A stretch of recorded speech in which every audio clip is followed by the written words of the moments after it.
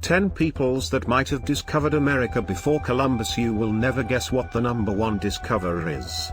Like and subscribe for weekly videos. In the comments below, list one topic you think should be in a top 10 video and comment if you subscribe to this channel. In the 1960s, a Viking settlement was discovered in Newfoundland, Canada that predated Christopher Columbus's famous voyage by about 500 years. The discovery shattered the notion that Columbus was the first person to discover the New World, outside of the indigenous people who had been living there for millennia, of course. So if the Norse could do it, who else might have managed to cross the ocean blue before 1492? Here are 10 theories that have been proposed by college professors, museum professionals, and amateur historians. We covered this topic 6 years ago, so it seems appropriate that we do an update today. 10 Polynesian Voyages. The epic journeys of the ancient Polynesians inspired the 2016 Disney movie Moana. Starting about 3,000 years ago and using ocean-going catamarans, they colonized New Zealand, Hawaii, Rapa Nui, Easter Island, and everything in between. Their network of islands, now referred to as the Polynesian Triangle, was larger than modern-day Russia. The Polynesians almost certainly made it to South America before Columbus.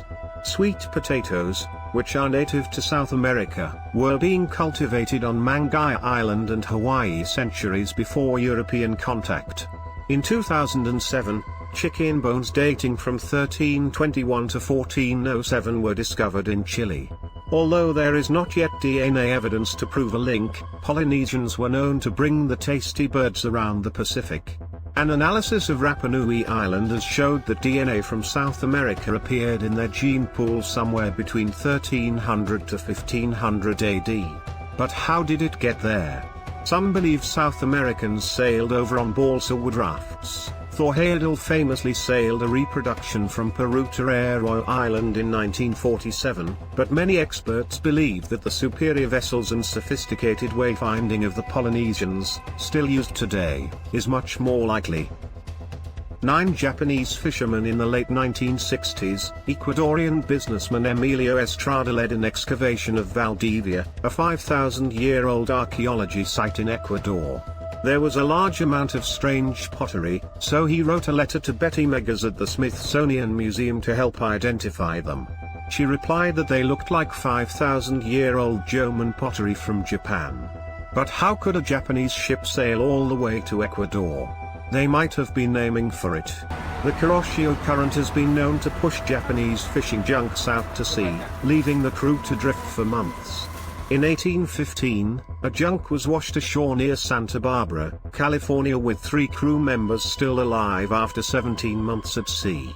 In 1843, another appeared on the Mexico coast with 2 traumatized fishermen still inside. The Kuroshio does not have a direct line to Ecuador, but there seem to be some DNA markers and unique viruses in the area hinting that a Japanese junk might have bested the odds. If so, those Japanese fishermen beat Christopher Columbus by about 4,500 years. 8 Irish monks. Not long after the death of Saint Patrick, another Irish saint was in town. Saint Brendan was nicknamed the Navigator for his voyages to Scotland, Wales, and Brittany to spread Christianity. In the 9th century, a semi-mythical, semi-historical account of his voyage became a medieval bestseller. In the Voyage of Saint Brendan, Saint Berinthus tells Brendan that he has just returned from Paradise, a land far beyond the western horizon. Brendan decides that he needs to see it for himself.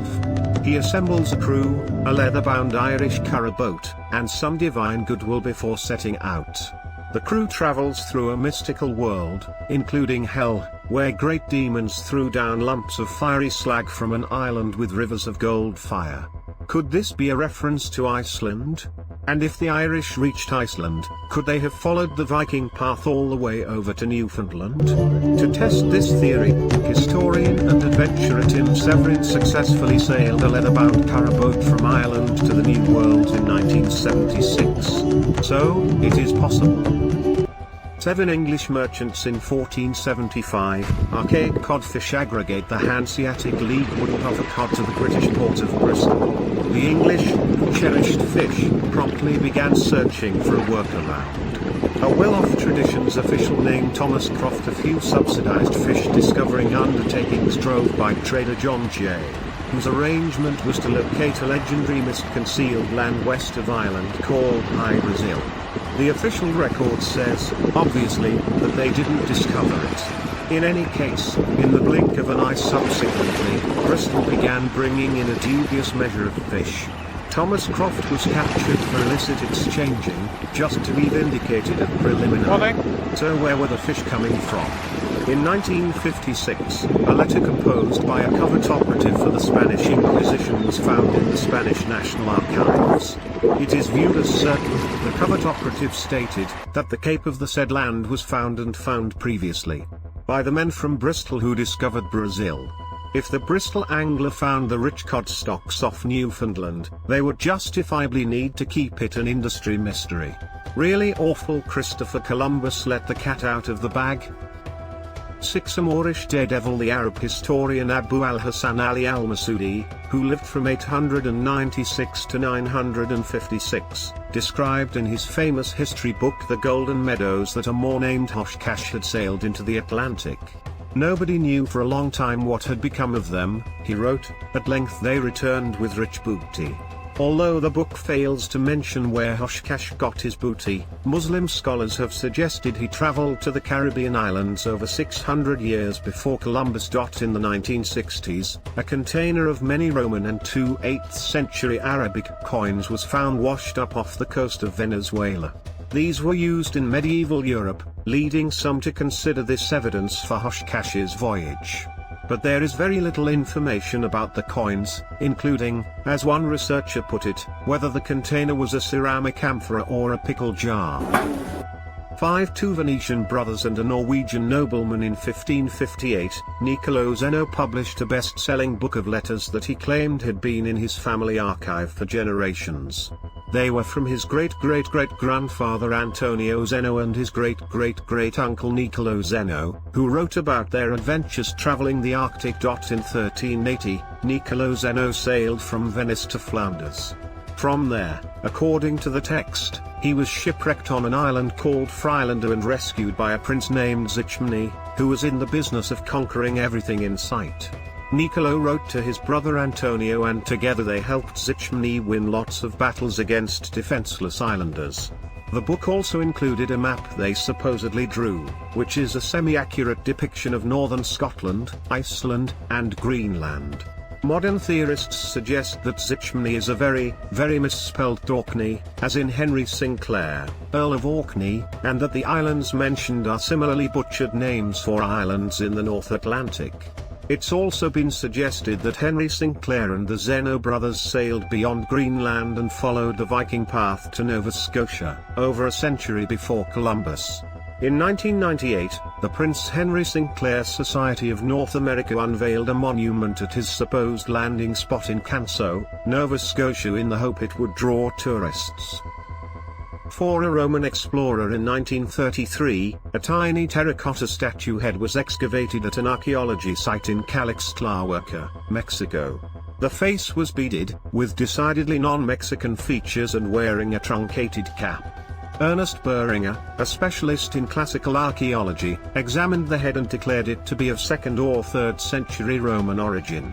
But how could a Roman head end up at an archaeology site occupied from 1300 to 800 BC? One theory is that the statue head was placed on the site as a joke. Dr. John Paddock used to tell his classes at the Universidad de las Americas that it had been planted by Hugo Murdano, a student who worked at the site. It also could have been a mix-up in the paperwork, since archaeological standards in the 1930s were a tad bit looser than they are today. Or, a theory that has yet to be disproven, it could be evidence that a Roman made their way to Mexico in pre-Columbian times. 3 Chinese treasure ships. In the early 1400s, China was the world's greatest naval power. Their treasure ships were described as the size of the World War I vessel USS Minnesota and traveled throughout southern Asia, the Indian Ocean, the Persian Gulf, and the east coast of Africa. If the Chinese had wanted to cross the Pacific, they certainly could have. Former submarine commander Gavin Mendez believes that a Chinese treasure fleet commanded by Zheng He went further than the others, exploring Australia, the Caribbean, and even leaving settlements in South America. But he had little evidence to support these claims until Chinese lawyer Lu Gang found an old map in a Shanghai second-hand bookshop that showed North and South America in surprising detail. The map contained a note saying it was a 1763 copy of a 1418 original, about the date Mendez had claimed. The cartography community considers the map to be a fake. China and Hong Kong are full of ancient texts that can be bought on street corners, and the map is filled with naming errors, including a modern Chinese spelling of Muhammad. Not exactly ironclad evidence for a transcontinental voyage, but further proof might be out there. Mali Emperor Mansa Musa ruled the Islamic Empire of Mali and was so wealthy that when he went on his 1324 pilgrimage to Mecca, he gave away so much gold that the price dropped internationally. But when asked about his brother Abu Bakr II, who held the throne before him, Mansa Musa said, "The ruler who preceded me did not believe that it was impossible to reach the extremity of the ocean that encircles the earth, meaning Atlantic, and wanted to reach that end, never to return nor to give a sign of life." Malian scholar Gessu Jawara believes that the reason Ali Bakr II never came back is that he landed in Brazil. Specifically, the city of Recife, whose other name of Pernambuco might be an aberration of the man name for the rich gold fields of the Mali Empire.